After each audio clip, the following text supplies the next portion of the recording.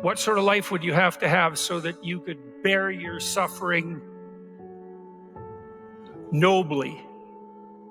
That's a good question to ask yourself. Now, and so we had people just write for 15 minutes. If you could have what you wanted, needed, what might that look like? And there's an instruction there too, is do it badly. Because what the hell do you know? And besides, your vision's going to change as you progress through your life. And so you're not going to get it done perfectly, but that's okay.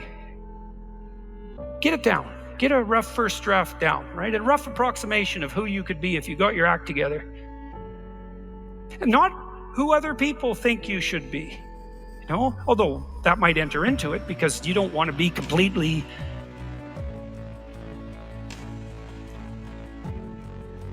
You can't be who you are properly and ignore the fact that you're embedded in a social context. And so you have to take the fact that there are other people into account. And it doesn't mean be who your parents think you should be either, even though that's another source of information that you might want to consider. It's a deeper question. It's like, what would actually motivate you? And you might think, well, I could never have that. It's like, that's not the question that's being addressed here. Although I would say, there's no sense floating off into some kind of impossible juvenile fantasy. We're making an assumption that you're taking the question seriously and that you're going to remain within the bounds of what you regard as sanely reasonable. So that's the first part. Second part was the opposite of that. It's like, okay, now you've specified a goal, where the goal is, in some sense, both your character and your life. And you've specified that rather vaguely. You only had 15 minutes to write about it. And that's a good thing, because now you have something to move toward. Now, I could tell you this technically. This is an interesting thing to know. People say they want to be happy. That's not true, by the way. If you investigate what people mean when they say they want to be happy, they say, I just want to be happy.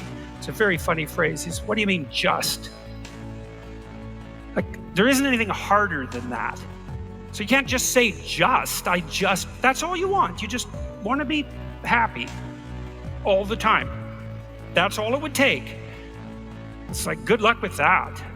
That's not going to happen. So you can get rid of the just. And then, I want to be happy. Well, maybe.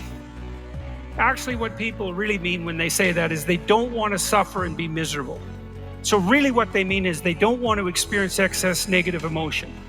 And you can find that out if you carefully question people and carefully analyze the answers. You find out they're actually more concerned about avoiding the catastrophic negative than living in a world of hedonistic delight. Now, you also find that while avoiding the catastrophic tragedy, they wouldn't mind having a little bit of hedonistic delight. And so some happiness is interleaved in there.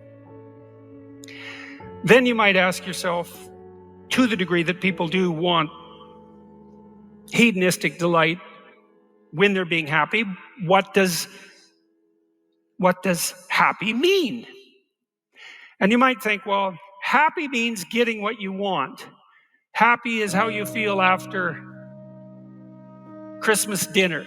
It's like, no, that's asleep, right? That's content and asleep. Now, that's a form of contentment, but it isn't really what people mean when they say that they want to be happy. The happiness that people refer to when they talk about happiness has more to do with enthusiasm. And enthusiasm is an interesting word because it means it's entheos. It means to be inspired. Inspired is in spirit. It means to be imbued with the Spirit. Well, enthusiastic is to be imbued with the Spirit of God, interestingly enough. And we'll return to that. When do you experience the positive emotion that's associated with happiness? The answer is, not when you've attained a goal, but when you're pursuing one. So you're set up. Your positive emotion is associated with movement forward.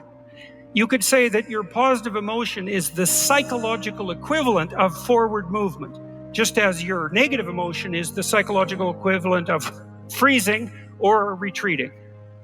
And so your emotions are very tightly tied to your action. Freeze, retreat, negative. Advance towards a goal, positive. No goal, no positive emotion. Now, if you don't remember anything else from tonight, that's a good thing to remember. No goal, no positive emotion. A corollary of that as well is no goal, confusion. So no goal not only means no positive emotion, it also means confusion, and confusion means anxiety and dread. And so a life without a goal is confusing and hopeless. And that begs a question, what should the goal be? And that's partly what we're trying to establish. You wrote for 15 minutes, you try to develop a vision for your life. Now you have something to move toward. That sets up the precondition for potential positive emotion and happiness. What else do you need to motivate you?